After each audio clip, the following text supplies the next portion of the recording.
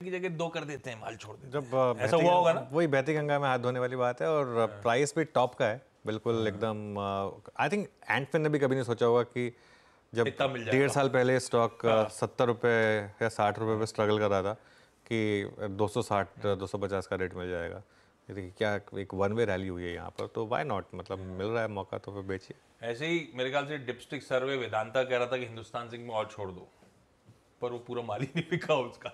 जोमेटो का देखते हैं आज कौन सी विंडो में कहाँ होता है ट्रांजैक्शन, कितने लोग खरीदने आते हैं सामने, उसके बाद टेक्निकली व्यू ले लेंगे। गजब के मूव्स स्टॉक ने बनाए। लेकिन गौरांग सर, आप लोग का वैसे न्यू एज गजब कर रही हैं, हाल में लिस्ट हो पुरानी हो सब चमक रही हैं आजकल वापस। जोमेटो पे क्या व्यू है? 260 262 पे हो गया क्या?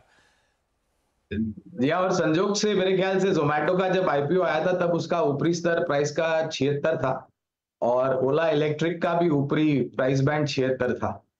हम दोनों की तुलना तो नहीं कर रहे हैं, खाली एक संजोग की जो बात थी उसके बारे में हम चर्चा कर रहे हैं। तो जोमेटो पर आज के तारीख में भी खरीदारी की राय है। मैं इस खबर को इस तरीके से देखूंगा कि कोई बड़ा निवेशक बेच नहीं रहा है, लेकिन सामने कोई बड़े निवेशक खरीदारी भी करेंगे।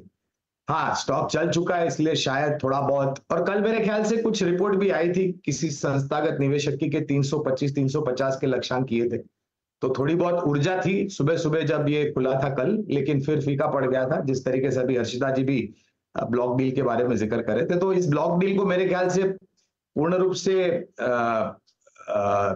सौदा होने के लिए कोई ज्यादा तकलीफ या मुशक्कत नहीं होगी। मेरे ख्याल से बहुत सरलता से हो जाएगा ये। उसके पश्चात शायद थोड़ा बहुत प्राइस एडजस्टमेंट हो सकता है और थोड़े बहुत ऊपर के तरफ के दायरे देख सकते हैं। मुनाफे वसूली की चपेट में क्या ये आ सकता है? जिस तरीके से चला है पिछले 3-6 महीने में, तो बिल्कुल थोड़ा बहुत मुनाफा वसूली आ सकती है यहाँ पर। लेकिन अगर आपका लंबी अवधि का नजरिया है, तो जो बात हम कर रहे थे आशीष ब्लिंकिट को लेकर के, जब इसको खरीदा था जोमेटो ने, तो बाजार में चर्चा थी कि मूल्यांकन बहुत दे दिए थे और एक भारी भरकम बोझ के रूप में बैलेंस शीट पर बैठेगा। लेकिन आज की वास्तविकता यह कि कमाओ बेटा हो चुका है और मेरे ख्याल से धीरे धीरे करके बहुत ज्यादा योगदान ब्लिंकिट की तरफ से जोमेटो के बैलेंस शीट पर आएगा। अच्छा, वैसे गौरांग सर को क्या है, नई चीज़ों से परहेज है, तो ये सोशल मीडिया में बिल्कुल नहीं है, कहीं आपको मिलेगा नामो निशान नहीं है इनका। ये जोमेटो वोमेटो की सेवाओं का इस्तेमाल करते हैं, इनसे भी कुछ परहेज है?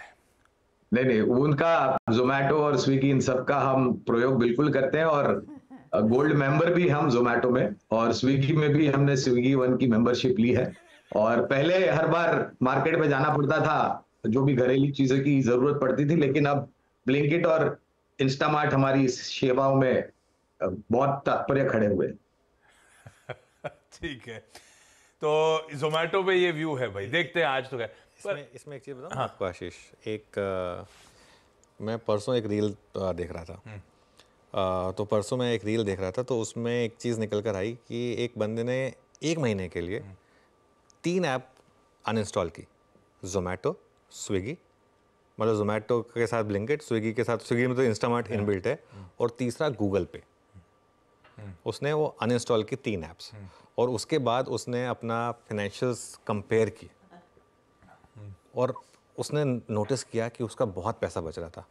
हम ना आज की, जब मैं खुद देखता हूँ आजकल, हम अपना गूगल पे देखोगे ना आप, तो इंस्टामार्ट पे कुछ भी अच्छा लगा, फेसबुक एक्सेस कर रहे हैं, कोई ना कोई अच्छा ऐड लगा, उस पर क्लिक किया, आपको ऑर्डर कर दिया। जी पे ये पूरी आपको ना इतना यूज टू बना दिया ना, आपको रियलाइज़ नहीं होता है ये छोटे छोटे चीज़ें ना कितना एडअप हो जाती हैं। मैं हमेशा एक लोगों को एक नसीहत देता हूँ कि आपके पास ना एक बैंक अकाउंट होना चाहिए सिर्फ यूपीआई ट्रांजैक्शन के लिए। उसमें हर महीने एक पर्टिकुलर पैसा ट्रांसफर कर दो, चलो 5,000 रुपये की, चलो 5,000 रुपये की यूपीआई ट्रांजैक्शन, वरना ये सब एडअप होते जाएंगे। मतलब ये 6 महीने का कई लोग बैंक डॉक्यूमेंट मांगते हैं, प्रिंट आउट, वो देने में फिर आपका ये बल जाएगा क्योंकि आपने 5-5 10 रुपए खर्च कर रखे हैं। बिल्कुल। ठीक है भाई, ये है जोमेटो की कहानी।